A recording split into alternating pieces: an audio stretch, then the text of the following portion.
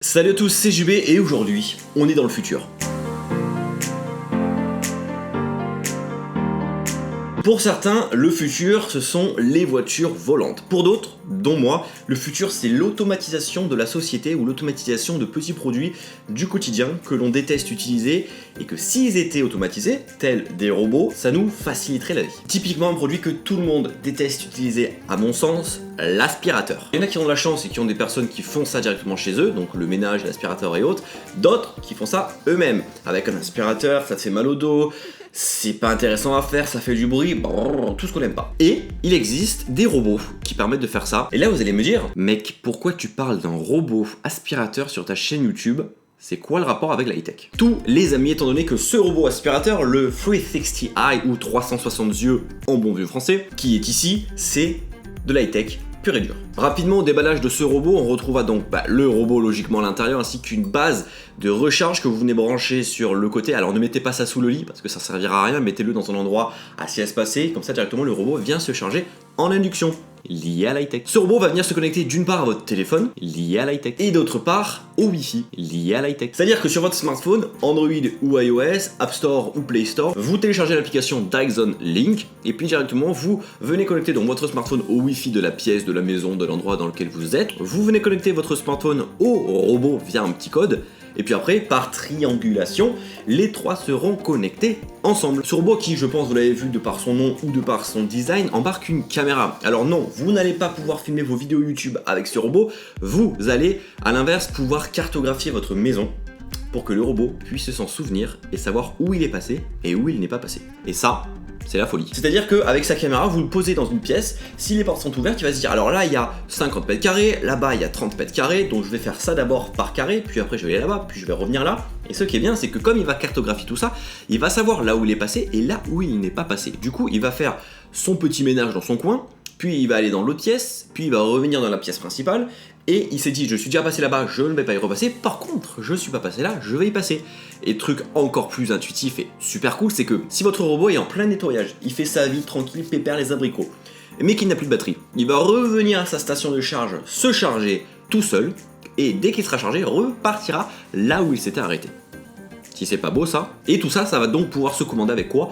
Avec son petit smartphone. Déjà dans l'application, vous allez avoir la possibilité de démarrer le robot à distance. Et ça, je trouve que c'est la folie. On va y revenir juste après en 3 exemples types qui sont la folie. Deuxièmement, vous allez pouvoir préfigurer et configurer des sessions de nettoyage. Typiquement, le lundi, je rentre à 17h du boulot, et bien tu vas faire le ménage à partir de 14h. Comme ça, à 17h quand je rentre, c'est nickel. Par contre, le mercredi, je travaille pas l'après-midi. Du coup, tu me feras le ménage le matin. C'est la folie. Vous allez également avoir toute la partie cartographie de chez vous. C'est-à-dire que le robot, donc cartographie tout ça, mais vous allez avoir toute l'infographie et cartographie sur votre téléphone, et vous allez donc voir votre pièce, votre chez vous, cartographié sur votre téléphone, et vous verrez là où le robot est passé, là où il n'est pas passé à cause de certains meubles qu'on ne peut pas bouger, typiquement un canapé, une table, une commode, bref, je continue pas parce que je me suis compris. Pour moi, on est totalement aujourd'hui dans le futur, on va télécommander des produits tel un drone, mais chez soi, pour faire le ménage. Imaginez demain, t'appuies sur un bouton sur ton téléphone, boum, ça fait le café, t'appuies sur un bouton, le frigo va automatiquement sortir les ingrédients, les mettre dans un robot mixeur, et boum, le robot mixeur va tout faire tout seul.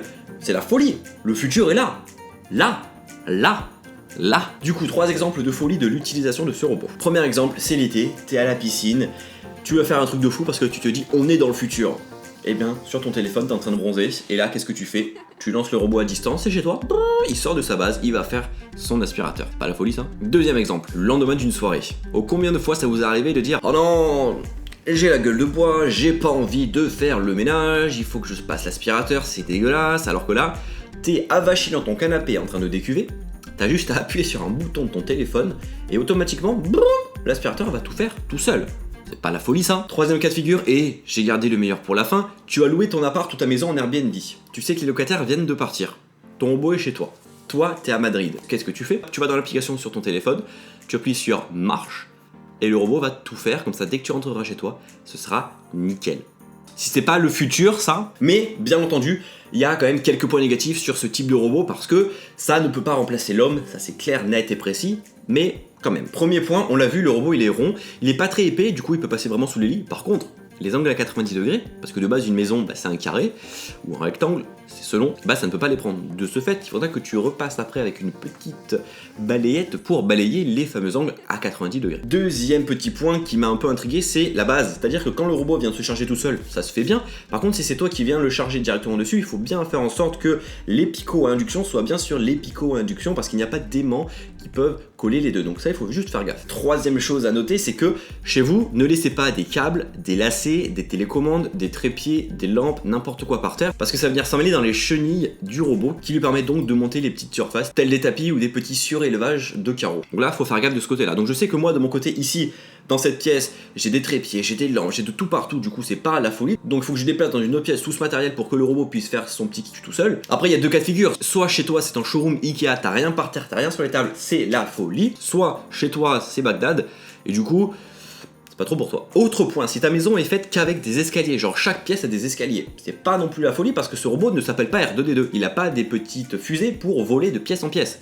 Non. Donc ce robot détecte les marches d'escalier, étant donné avec sa caméra il va voir la vision inclinée ou pas, mais ça ne va pas descendre les escaliers, donc attention à vous. Et enfin, dernier petit point, le prix. Ce robot vaut la modique somme de 999 €. Oui, c'est extrêmement cher, mais c'est un condensé de technologie, d'high-tech, d'ultra connectivité, et un condensé de puissance, j'en parle pas mais je m'y connais pas en puissance d'aspirateur, mais on le voit, et à la puissance qui pousse. Et Dyson c'est connu pour être une des meilleures, si ce n'est la meilleure marque d'aspirateur au monde. Voilà, ce robot n'est pas non plus destiné à tout le monde, c'est destiné aux personnes qui ont les moyens et qui veulent surtout ne plus se soucier de passer l'aspirateur et qu'il passe tout seul tous les jours chez soi pour que ce soit muy bellissima. Donc voilà ce que je peux vous dire les amis sur ce petit robot. C'est rare que je présente ce type de produit sur la chaîne YouTube, mais j'ai trouvé le principe et le concept tellement cool que je me suis dit il faut que je vous en parle. C'est lié à l'high-tech, ça c'est sûr et certain. C'est pas un produit high-tech, il n'y a pas d'écran en soi, mais c'est la folie. Dites-moi vous en commentaire, est-ce que vous avez déjà un robot aspirateur de ce style-là? Et si vous n'en avez pas, est-ce que vous seriez intéressé par en avoir? On sait jamais. Donc voilà, comme d'habitude, vous pouvez lâcher un gros pouce bleu dans la barre des pouces bleus si vous avez apprécié cette vidéo. Si vous ne l'avez pas apprécié, vous lâchez aussi le pouce bleu, ok? Vous abonnez si c'est toujours pas fait, et bien entendu, à me retrouver sur Twitter, Facebook, Snapchat, Instagram, et bien entendu, sur la chaîne YouTube. Tous les liens sont dans la description de la vidéo. Allez, bye bye!